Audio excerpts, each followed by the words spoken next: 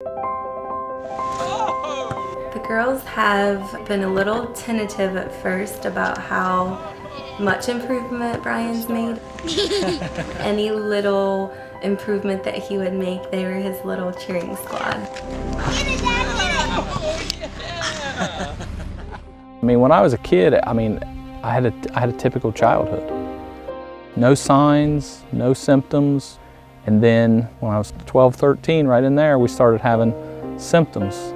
I couldn't run as fast, I couldn't jump, I was tripping, I was falling. I was just in excruciating pain, and that's when we knew something was wrong.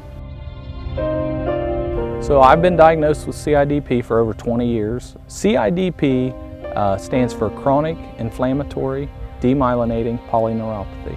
And it's an autoimmune disease where the immune system attacks the peripheral nerves. In my case, it was predominantly in my legs, and that's that sensation. It just creeps up on you, and that numbness and that tingling and that weakness and that heaviness and the fatigue. And about 3 years ago, I had a relapse. No medicine was working. We were trying every treatment out there, and I just kept progressing, and I was depressed. I pushed family away, I pushed friends away. I really felt that I was going to die. But it was when he kind of lost hope. That was probably the lowest point in both of our lives. There was nothing, there was treatments that were working, and I was just this disease was just winning, and it was going to overtake me, and I was just living my days waiting for the end to come.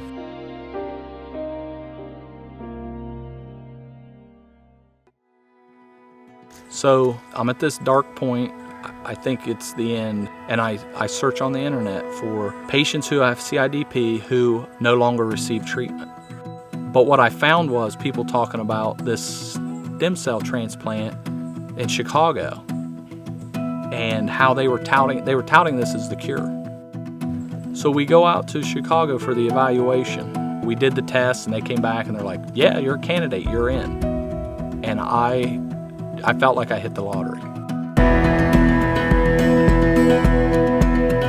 Well, during the stem cell treatment, you go through the chemo and they wipe out your immune system, and then once your immune system's wiped out, they reinfuse your stem cells.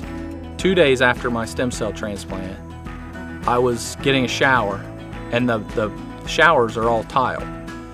And I took my socks off and I put my foot on the floor, and the floor was cold. And I looked at Ann and I said, I can feel that. From day 2 on, I just started getting stronger. I could lift my legs up off the bed. I was able to get up out of a chair, which I hadn't been able to do in over a year. So the results I felt were just remarkable. Well, today we participated in the Color Blaze 5K race. Yeah, Bryan! It was just a goal that I had set for myself that, last year, this time I was walking maybe 50 to 100 feet, and with the progress I've made, this was just something I wanted to do. I wanted to go and do 3 miles. He inspires me by the transformation that he's made, physically, spiritually, emotionally. We got our whip now. My thoughts on adult stem cell transplants are that they're definitely the new wave of science, but I completely believe in it. I do believe that they have the potential to heal because I've seen it happen. I've regained my independence. I'm helping take care of my children. I'm being the husband and the father that I dreamt about not too long ago.